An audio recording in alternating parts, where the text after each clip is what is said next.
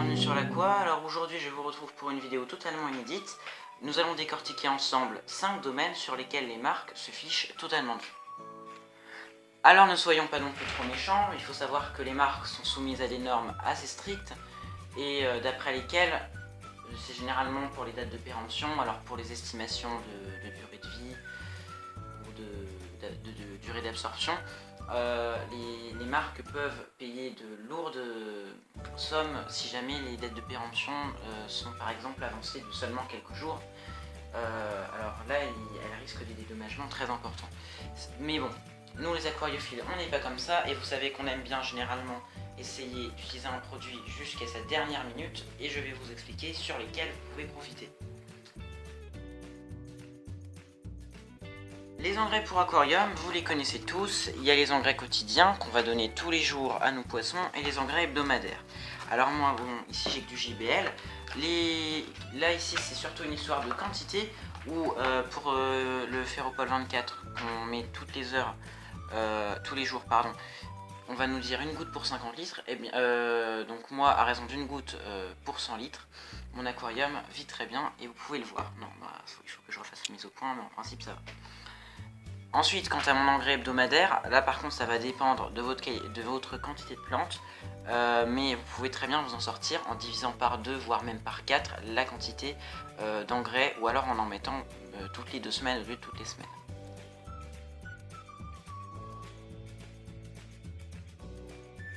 Alors ensuite, les masses filtrantes, il en existe plein. Il existe les mousses, il existe le watt.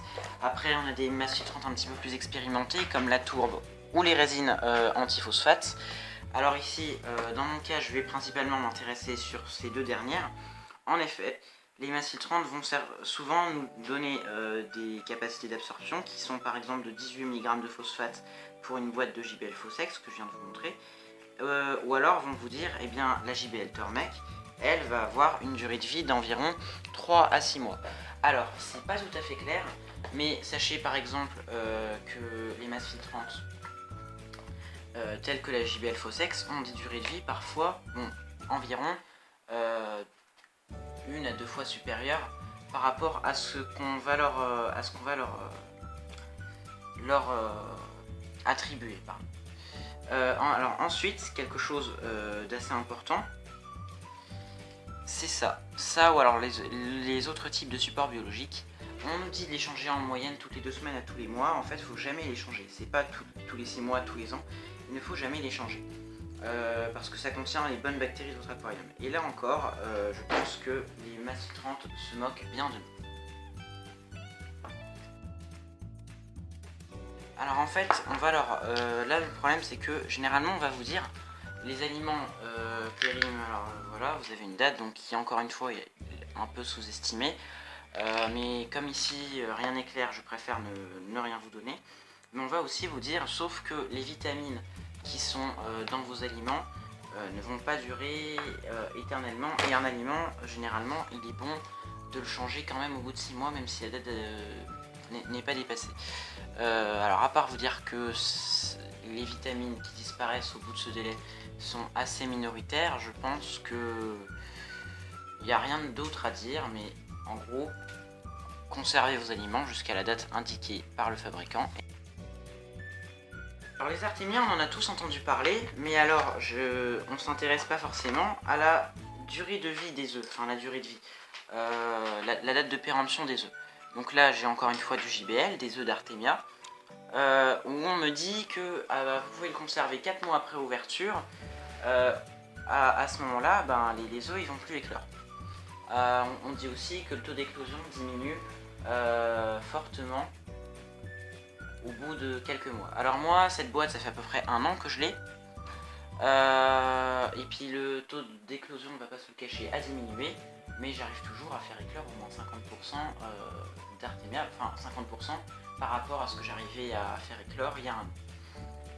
J'ai même vu des personnes sur les forums, alors là par contre ça recèle pas de mon expérience personnelle, c'est pourquoi je tiens à le préciser.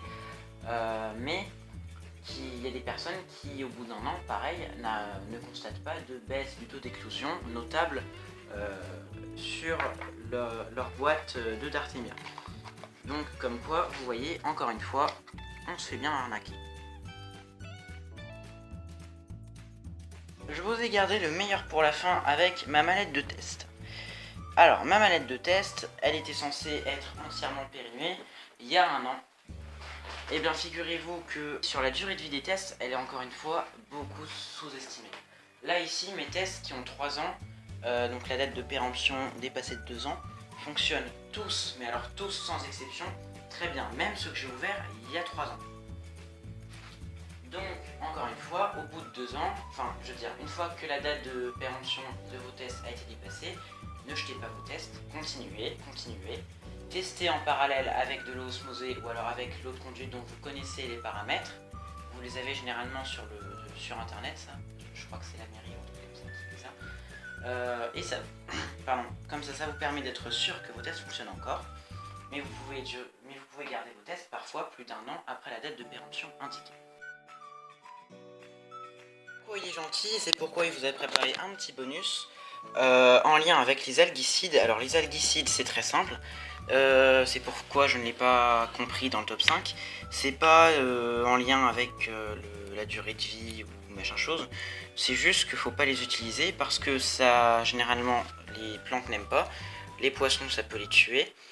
Et puis en plus, ça résout pas la cause d'apparition de vos algues. Donc c'est pourquoi je vous les déconseille pour le bien de vos poissons. Voilà, j'espère que cette vidéo vous aura été utile. Si jamais vous désirez plus d'informations sur les masses filtrantes, j'ai fait une vidéo dessus très précisément. Donc il suffit de cliquer sur la barre blanche qui s'affiche ici en haut à droite de votre écran. En tout cas, si jamais le sujet vous intéresse, n'hésitez pas à mettre un pouce bleu ou à me le dire en commentaire. Je reste disponible pour toutes vos questions, encore une fois dans les commentaires. En attendant, si jamais vous êtes intéressé par l'aquarium, n'hésitez pas à vous abonner ou à regarder d'autres vidéos en cliquant juste au milieu de votre écran. Et je vous dis à très bientôt pour d'autres vidéos. Salut tout le monde!